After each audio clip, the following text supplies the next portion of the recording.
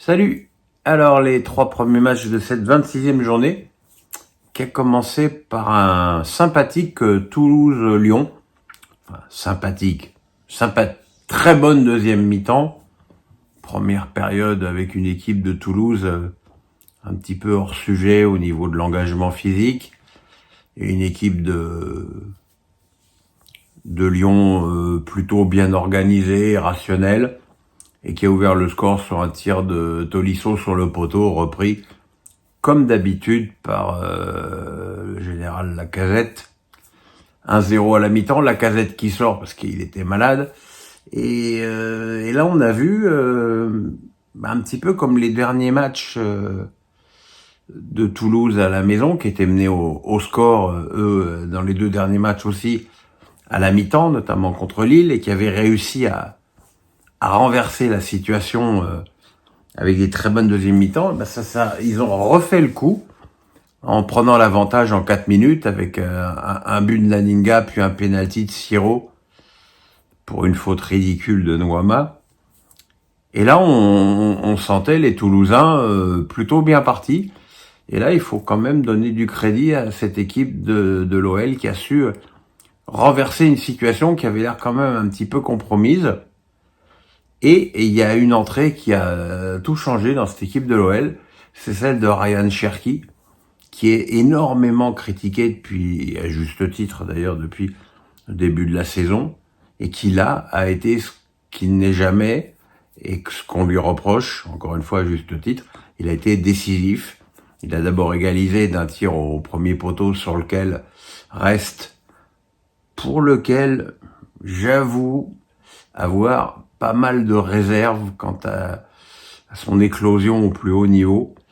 Un but au premier poteau, et puis le deuxième en tirant le corner sur la tête d'O'Brien, qui a mis la tête lobée dans le petit filet opposé. Et Lyon qui l'a donc emporté finalement assez logiquement sur l'ensemble du match. Le quart d'heure de folie toulousain n'a pas suffi. Et puis ces 2 matchs de samedi sont l'incarnation que mes pronos légendaires sont impossibles à faire dans ce championnat, puisqu'on a quand même eu 2 résultats assez baroques, 2 victoires à l'extérieur, 3-1. Celle de Strasbourg qui avait quand même pas gagné un match en 2024, même si c'est vrai, Nantes restait sur 6 défaites, toutes compétitions confondues de suite à la Beaujoire. Strasbourg qui a ouvert le score très vite. Strasbourg qui était décimé dans ce match. Il leur manquait 8 joueurs. Il leur manquait surtout 4 titulaires dans la zone défensive. Et ils ont pourtant ouvert le score par Gamero qui a marqué son 100e but en Ligue 1. Bravo à Kevin sur un bon centre de Senaya. Et puis les 20-25 dernières minutes de la première période ont été très à l'avantage des Nantais qui ont totalement asphyxié une équipe de Strasbourg qui n'arrivait plus à ressortir la balle. Et l'égalisation est arrivée sur un coup de billard de Commerce qui a contré un dégagement de Senaya pour marquer dans le petit filet. 1-1, très franchement, au repos, on voyait plutôt Nantes devant.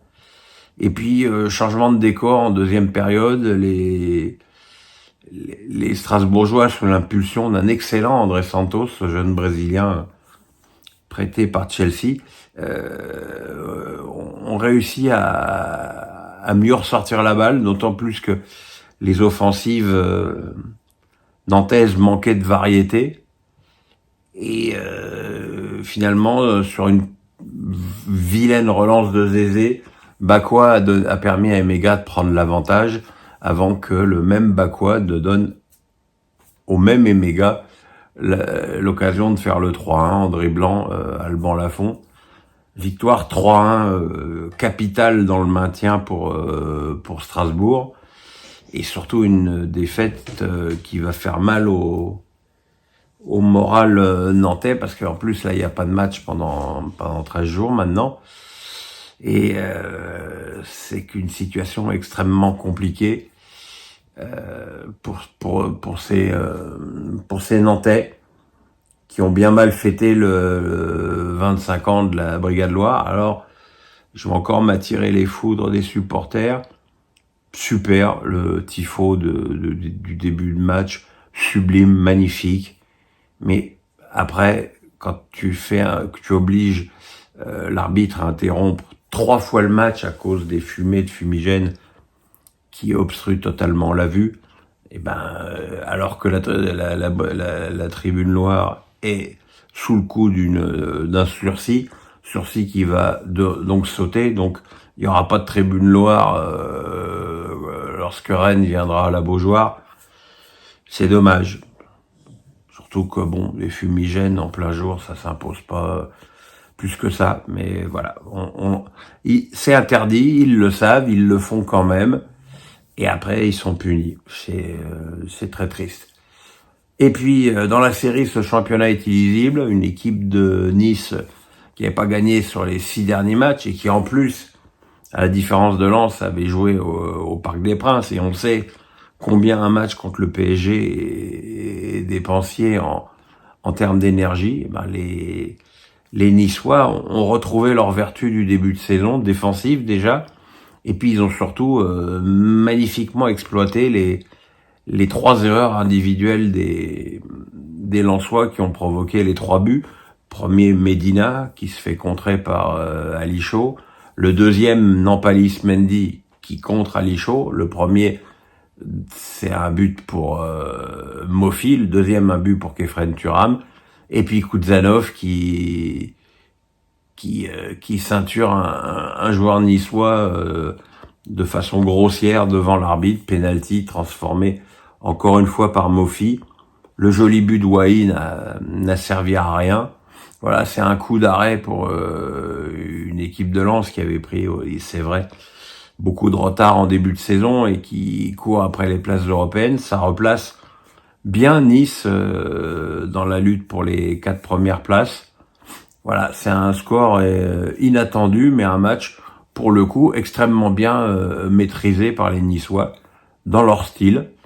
Mais voilà, et j'ai trouvé, une fois de plus, les Lensois extrêmement nerveux.